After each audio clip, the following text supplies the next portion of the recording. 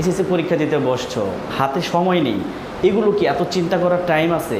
এত দ্রুত কিভাবে করতে পারো? অর্থাৎ এসএসসি পরীক্ষাগুলোতে সাধারণত সময় অল্প থাকে, কিভাবে তুমি খুব দ্রুত করতে পারো? দেখো, এই জায়গায় যে মানটা থাকবে, খুব মনোযোগ দিয়ে দেখবো বন্ধুরা, এই জায়গায় যে মানটা থাকবে তার উপরে কিউব মনে করো, ওকে, কিউব মনে করো, আর এই মানটার সাথে কি এই মানটাকে গুণ করে দিবে, গুণ করে দিয়ে, অর্থাৎ মনে রাখো এইখানে যেই মানটাই থাক, এখানে যেই মানটাই থাক, এই দুইটাকে একসাথে গুণ করবে, মনে রাখো। তাহলে 3 × 2 এর সাথে আরেকটা 3 গুণ করে দিবে।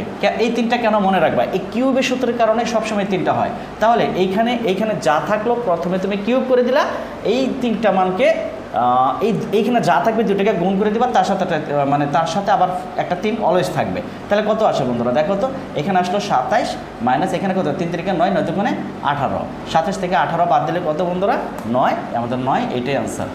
ঠিক আছে, তাহলে এটা তুমি শর্টকাটে ছোটো করে রাফ করে করতে পারো। এটা ক্যালকুলেটারের ভিতরে তুমি যদি বুঝে যাও, অর্থাৎ 3/3 আমাকে 3টা 3 গুণ করতে হবে, গুণ করে দিলা, তারপরে এই যেটা বললাম গুণ করে দিয়ে 2টা মাইনাস করে দিবা, শেষ। তারপরে দেখো এখানে রয়েছে x + 1/x = 2 হলে x³ + 1/x³ এর মান কত? এখন এত মান আমরা কীভাবে বের করব? ঠিক না, সময় নেই হাতে আমাদের। তাহলে দেখো এইরকম যদি থাকে, দেখো এখানে কিন্তু ভগ্নাংশ ছিল না, এখানে x + 1/x একটা ভগ্নাংশের মতো রয়েছে, ঠিক না?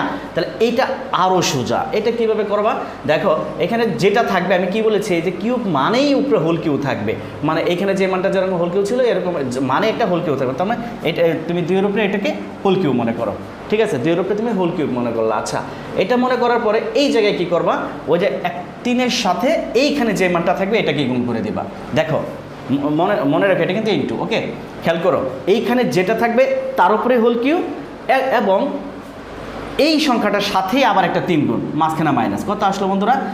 এখানে আসবে 8 আর এখানে আসবে 3 × 2 = 6 = 2, এটাই অ্যান্সার। তার মানে আমাদের এটাই অ্যান্সার, আর এখানে হলো এটাই অ্যান্সার। আশা করছি তোমরা বুঝতে পারতেছো, ঠিক আছে?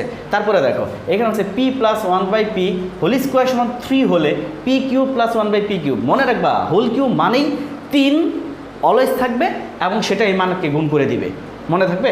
আচ্ছা, দেখো এইখানে একটা স্কোয়ার দিয়ে দিছে, যদি এরকম দিয়ে দেয় তাহলে কি করবা? স্কোয়ারটা এই মানের উপরে তুমি রোড করে দিবা, মনে মনে ভাববা এই স্কোয়ারটা এর উপরে চলে গেছে, তার মানে এখানে কি হলো? √3। তাহলে আমি বুঝলাম মানটা কি আমার? √3। এখন কি বলেছিলাম? এইখানে যেটা থাকবে তার উপরেই হোল কিউব চলে যাবে, ঠিক না আগে?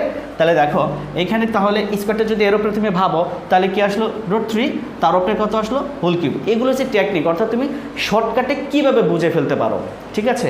তাহলে দেখো এখানে যেই মানটাই আসলো সেটার উপরে হোল কিউব চলে গেল, এখানে কি দিবা? মাইনাস, যে মাইনাসটা থাকবে